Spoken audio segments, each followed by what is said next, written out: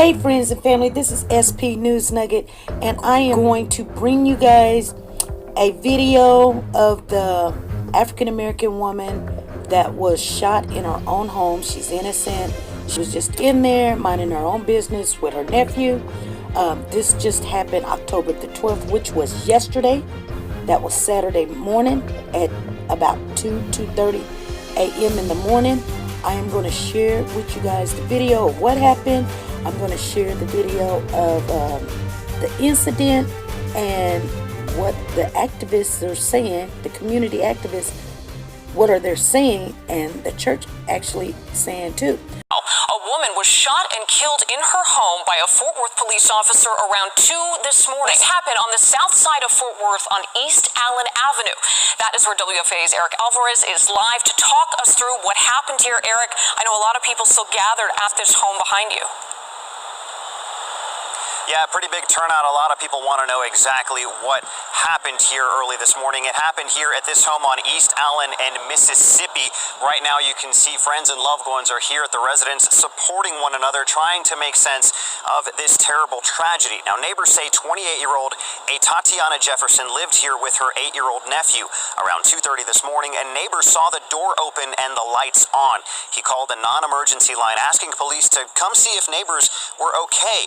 We're about to show you what happened next. This is the body cam footage provided by Fort Worth Police in its entirety.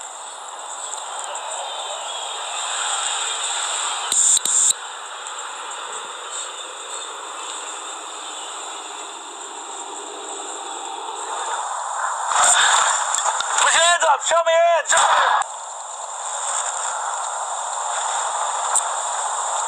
Now, in that video, you never hear the police officer identify himself. He simply goes through a gate into the backyard, then sees a figure in the window, and then in a span of about 3 seconds, you saw it there, he shouts the orders, "Put your hands up, show me your hands, show me your hands," and almost immediately after, that deadly shot rings out. Now, Fort Worth police have not identified that officer, but describe him as a white man who has been with the department since April of last year. Now, remember, this all started with a call from a welfare check from a neighbor who says police were supposed to come to make sure Jefferson was okay, not to put her in harm's way. I explained on the call that there wasn't any violence going on, any type of arguments going on. It was simply a concern from a neighbor. I'm still kind of broken and shocked. They tell me I shouldn't feel bad, but I feel bad because had I not called the police department, she would probably still be alive today. So I do feel a little weight on me for that, making that call. Now, the officer has been placed on administrative leave. The department says all of the evidence will be handed over to the district attorney's office to see if any criminal charges will follow. And I can tell you that is what a lot of friends, relatives, and neighbors are calling for here at this moment. They say Jefferson had every right to be inside her home and that she posed absolutely no threat to that officer. Back to you.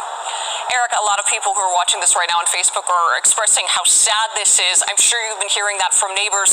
But I also want to get back to the man who called to report this wellness check. Again, a non-emergency number. And he did stress, correct, that he was expecting this just to be a check. Did he also talk about his experience hearing this confrontation happen? Did he hear the gunshots? Do we know that? The gunshot, excuse me. Yes, in fact, he did. He was paying very close attention. He wanted, again, to make sure that his neighbors were safe. So he called the police. He said a number of officers arrived, but they did not park in front of the house. He says that then he just kind of was monitoring, watching. He heard a gunshot, and he didn't know what had happened. And then a few moments later, a lot of other police officers arrived on the scene. He said he did not know who had fired the shot, who had been struck, if that person, had survived. He didn't know for quite some time, and that's what really seems to have bothered him is he didn't know, and just kind of the emotion in his voice when he was saying that he almost wishes he hadn't made that call, but of course in that moment he could not have foreseen what took place here early this morning. Sure. Eric Alvarez for us live in Fort Worth. Eric, thank you for that update. Fourth Mayor Betsy Price sent out this statement today. Writing a statement like this is tragic and something that should never be necessary. A young woman has lost her life, leaving her family in unbelievable grief. Fort Worth must surround a Tatiana Jefferson's family with prayers, love, and support. Chief Krause and his command staff are acting with immediacy and transparency to conduct a complete and thorough investigation. More details are forthcoming, and the Tarrant County District Attorney Law Enforcement Incident Team Office will ultimately receive this case. Now, we are already starting to see community members react to this shooting, and to say that they are angry would definitely be an understatement. It's sad enough that our young men are being killed. But when our women are not safe, as men in our community, we are called to stand up and protect the women in our community. Right. And when our women are not safe, then it's going to get to a point that we can no longer be passive. There you go. At some point, we have to fight aggression with aggression. As pastors and Christians, yes, we're called to love. We're called to forgive.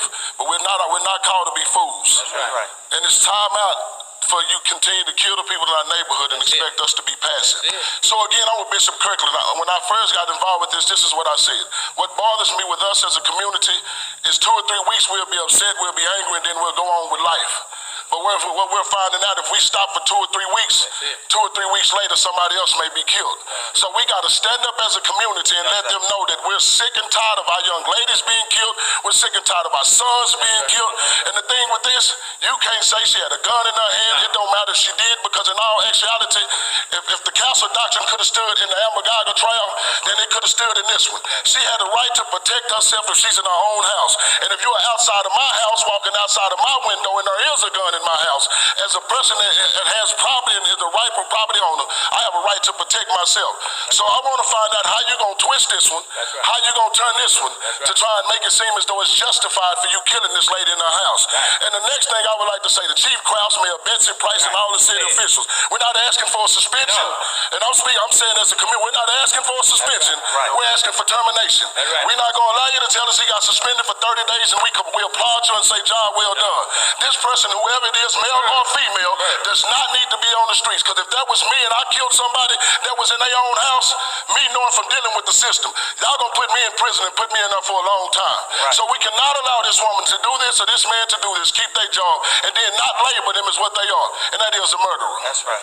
So again, we're calling on our communities to understand, and I'm with Bishop. No, we're not here to sell our people out.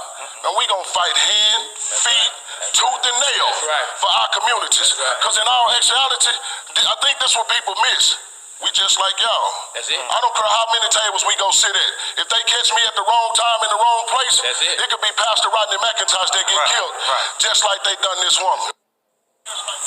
Now, at this point, I want to bring Kevin Reese into the conversation. He's been hearing from neighbors and also those faith leaders. The officer must suffer the consequences, because you cannot continue to kill people and justify it because they're law enforcement. So our concern is this. Number one is that as in Dallas, in both John's case, police entering the house. This time, the police took it a step further, and she was in her own place and shot and killed her. That is not only unacceptable, that's murder. That's right. The Fort Worth police murdered this woman. Don't paint this sister as no villain. That's right.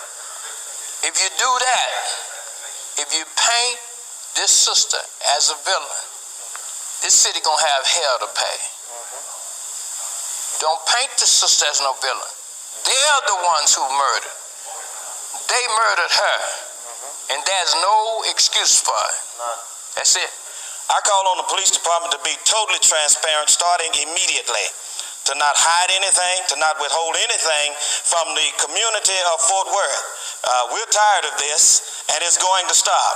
And we're sick and tired of being sick and tired, and we're going to keep on talking about this until justice happens. We're crying out to the Lord. Our only recourse at this point is for God Almighty to hear our cry and come see about us. And so, yes, community leaders have spoken out already today. We do expect more reaction here as the night goes on.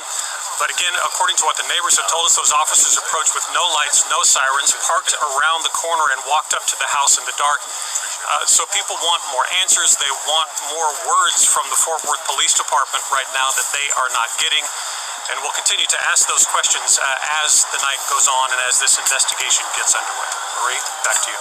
Kevin in Fort Worth for us. Kevin Reese, thank you so much. And it's true, like he said, we're hearing from so many of you in these comments right here, asking about procedure, asking about police response. What is normal when someone is walking up to a house? Does the type of phone call, as it was called in on this non-emergency number, make a difference here? Those are the questions we're asking. We're looking for that from not only Fort Worth Police, but other law enforcement experts. We're working to bring you that tonight.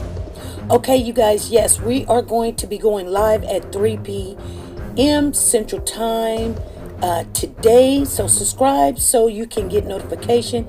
If you don't already have so or do so, please do that so you can join us in the conversation room 101 and let's talk about these situations. And I will see you guys at 3 p.m. Central Time. Be good, be safe, and be nice to each other.